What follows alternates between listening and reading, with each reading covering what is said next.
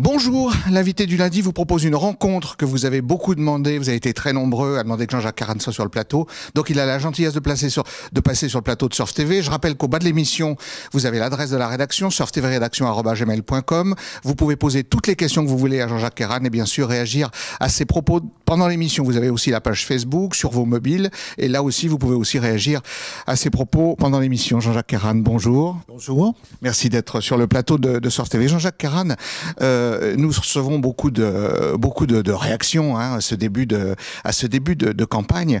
Et la première question d'un certain nombre de téléspectateurs, c'est quelle droite vous avez en face de vous en 2015 ? Est-ce que c'est pas une droite un peu musclée ?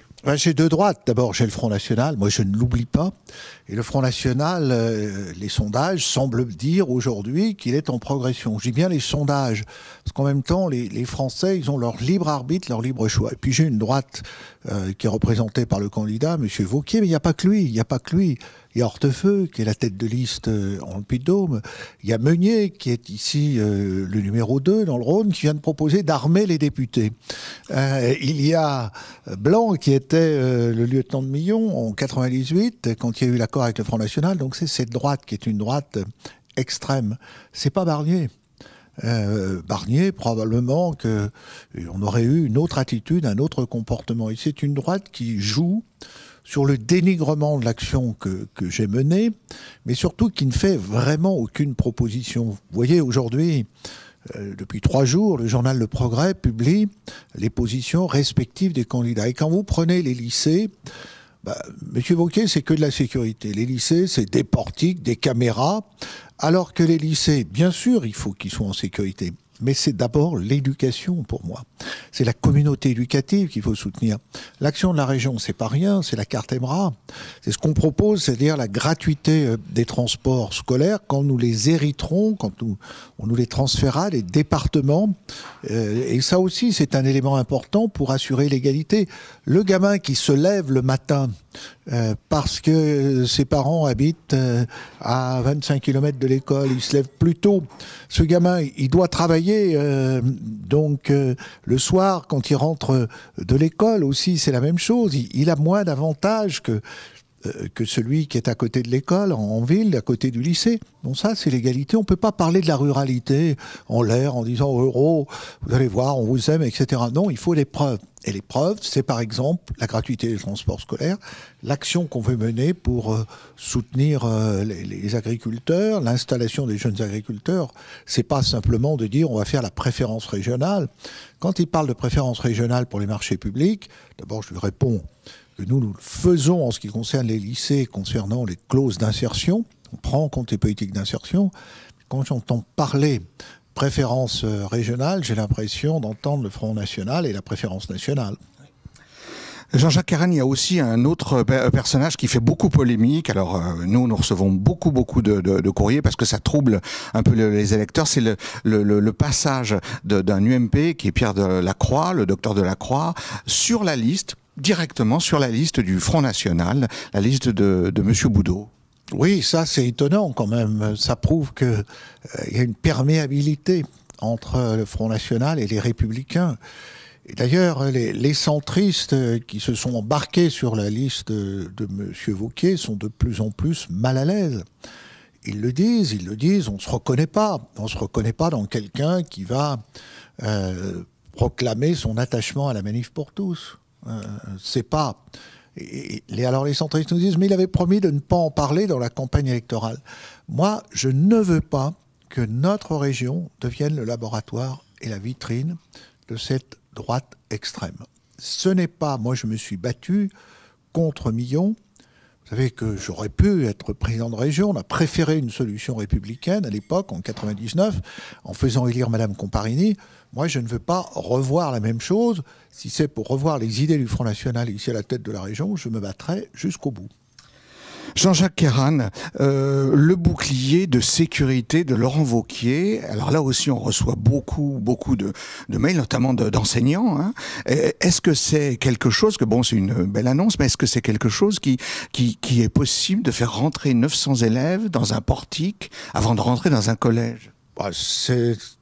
Le bon sens dit non. le bon sens dit non.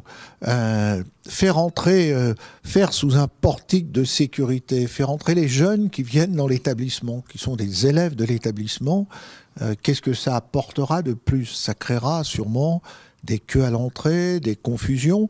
Il faut qu'il y ait une bonne surveillance. Nous, on a mobilisé nos agents. L'éducation nationale, les proviseurs mobilisent aussi les personnels, notamment les personnels de surveillance, pour être à l'entrée.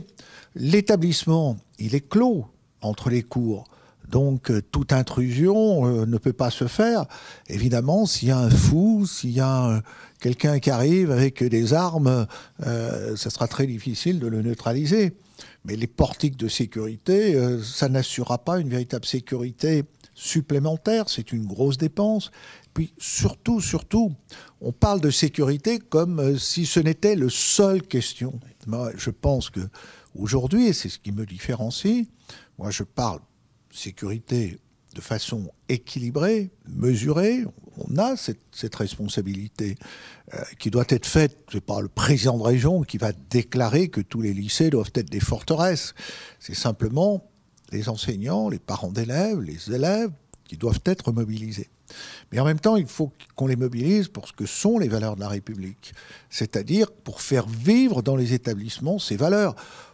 Pas simplement un cours d'instruction civique, mais aussi dans des actions concrètes, faire que il y a cette fraternité qui existe, qu'on chasse le racisme, qu'on s'intéresse à la culture, que le sport ne soit pas un lieu de violence, mais un lieu aussi de fraternité. Vous me direz, c'est un peu utopique ce que je raconte. Non, parce que le candidat de droite, quand on lui parle de l'action des associations, l'éducation populaire, quand on lui parle de la culture, il ricane, comme si ce n'était pas ce qui est fondamental et ce qui est en cause.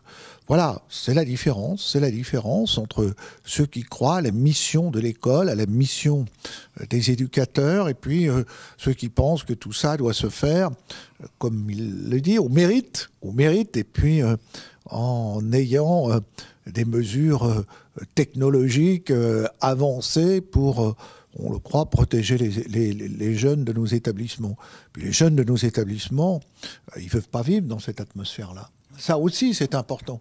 Parce que si on inscrit les jeunes de nos établissements dans cette atmosphère de toujours être assiégés par la peur, je crois qu'on ne crée pas les éléments d'une société plus fraternelle où on se serre les coudes.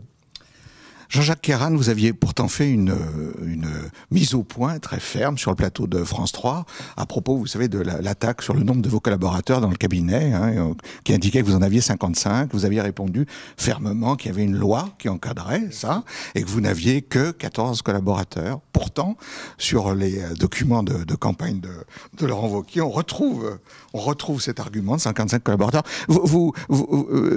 Comment vous comprenez ça? Comment vous comprenez ce type de campagne? Ouais, il faut dénigrer. Et puis ensuite, il faut occuper le temps. Pendant que je passerai mon temps à répondre à cela, je ne développerai pas mon programme. Moi, je ne fais pas une campagne en négatif, je fais une campagne en positif. Je dis ce que je pense être pour notre région dans les actions concrètes. Je vais proposer à Clermont-Ferrand ce soir un pacte d'avenir pour la jeunesse. Pourquoi? Parce que la jeunesse, dans notre région, c'est une personne sur 4.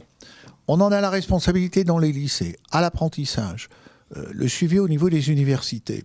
L'accès au travail, c'est pas facile pour les jeunes. Donc ça, c'est comment la région peut mieux s'impliquer, créer des bonnes conditions d'études pour les jeunes. Ils galèrent, beaucoup d'entre eux galèrent. Comment assurer la mobilité internationale? On envoie quand même chaque année, grâce aux bourses de la région, 11 000 jeunes à l'international. Monsieur Wauquiez, lui, prend pas d'engagement sur ce plan-là, où il dit ça sera au mérite. Mais quand on est étudiant, qu'on doit travailler pour payer ses études, on n'a peut-être pas toujours les mentions. Ça s'adresse pas qu'aux héritiers. C'est l'action qu'on doit mener aussi pour l'accès au travail, l'accès sur, je pense aux jeunes apprentis, pour les conduire vers le travail. Je pense à la lutte contre les discriminations, qui est au cœur des problèmes de la société française. Voilà quelques-unes des actions que moi je veux mettre dans son pacte d'avenir pour la jeunesse.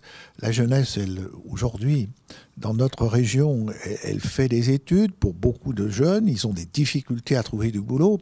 Essayons de faire que ça aille mieux pour eux. Alors là, la région, elle est présente. Là, elle peut faire ce travail que l'on attend. Vous savez, un jeune me disait, moi, Monsieur le Président, je suis à Saint-Étienne, mais je dois suivre des cours à Lyon. Établissons une règle que quand on suit des cours sur 2 universités dans la même formation, un master, un doctorat, on puisse avoir la gratuité des transports. C'est pas faire de l'assistance, c'est pas l'assistanat, c'est vraiment établir l'égalité. Jean-Jacques Kérane, ça aussi, vous en doutez, hein, c'est des questions qui nous arrivent beaucoup. À propos des rails, qu'est-ce qu'il faudra faire et puis quel est le bilan que vous tirez de ce qui s'est passé? Les rails a été utile. Il a été créé par Alain Mérieux il y a 25 ans, quand il disait les chambres de commerce ne font pas leur travail. Donc il y a eu ERAI qui a accompagné beaucoup d'entreprises à l'international. Et puis ERAI a connu des dérives. On a notre part de responsabilité, peut-être de ne pas avoir assez contrôlé ERAI. Les milieux économiques étaient majoritaires à ERAI, ils ont laissé faire. Mais ERAI pouvait être sauvé. Et on a quand même mis 140 collaborateurs dehors. Hein. Alors à la région, dès qu'il y a un problème dans une entreprise, 20 emplois menacés, là, on fait des pétitions, on vote des motions, mais on envoie au tapis 140 collaborateurs. Et puis surtout un outil qui a été quand même bénéfique pour la région. Alors maintenant, ERAI a disparu, on ne va pas le recréer, on ne va pas recommencer. Moi, je pense qu'il faut refonder l'action économique de la région en s'appuyant sur les pôles de compétitivité, en s'appuyant aussi sur, je parlais des jeunes, les volontaires internationaux en entreprise. Il y en a 750 aujourd'hui entre nos 2 régions. On pourrait doubler le nombre. Ça permet à une entreprise d'avoir un collaborateur. Et ce collaborateur, il conduit l'entreprise à être plus à même de trouver un marché à l'export, parce que c'est un jeune qui est compétent, il sort d'une école de commerce, il fait ses premières classes, et pour l'entreprise, ça allège ses coûts. Donc, voilà quelques domaines d'action, et puis il faudra regrouper ce qui existe déjà, un peu trop dispersé dans notre région. Chaque département n'a pas besoin d'avoir une agence de développement économique, c'est évident. Jean-Jacques Kérane, dernière question. Qu'est-ce que vous dites à vos électeurs qui hésitent? Vous savez, il y a toujours le dernier moment, la dernière semaine. Qu'est-ce que vous leur dites quand vous vous adressez à eux pour l'avenir de la région Rhône-Alpes-Auvergne? Je leur dis d'abord, allez voter. C'est important, notre démocratie doit être défendue. Or, l'un des fondements de notre démocratie, c'est le vote, c'est le suffrage universel. Nos ancêtres se sont battus pour cela, pour obtenir aussi le droit de vote des femmes. Ne perdez pas ce qu'est ce droit de vote. Et puis, comparez les programmes, comparez les personnalités, comparez les projets. Voyez aussi quelle région on peut construire ensemble. Moi, je ne veux pas d'une région qui soit une région qui soit entraînée vers le clivage, l'opposition, le refus des autres, l'utilisation de la peur. Je crois que notre région Rhône-Alpes, et l'Auvergne est pareil, elle est semblable. C'est une région qui refuse les excès, qui rejette les extrêmes. Moi, j'ai fait preuve au cours de mes responsabilités d'être un homme ouvert, d'être un homme tolérant, d'être un homme rassurant, d'être un homme intègre. Ça aussi, ça compte, les personnalités. Et nous sommes face à l'extrême droite, le Front National. Nous sommes face à une droite extrême qui, parfois même, quand je lis les textes qui sont publiés, ressemblent tellement au Front National qu'il arrive à se confondre et même à aller encore plus loin que le Front National. Voilà, faites un choix républicain pour les valeurs de la République que nous avons à défendre tous ensemble, pour une région qui continue à aller de l'avant, pour construire cette grande région, fondée sur l'innovation, fondée sur la solidarité, fondée sur le respect de chacun, de chaque territoire, de chaque personne. Eh bien, essayons, à travers notre engagement ici, de réaliser du mieux que nous pouvons, dans un contexte difficile, les promesses de la République. Elles ne sont pas dépassées.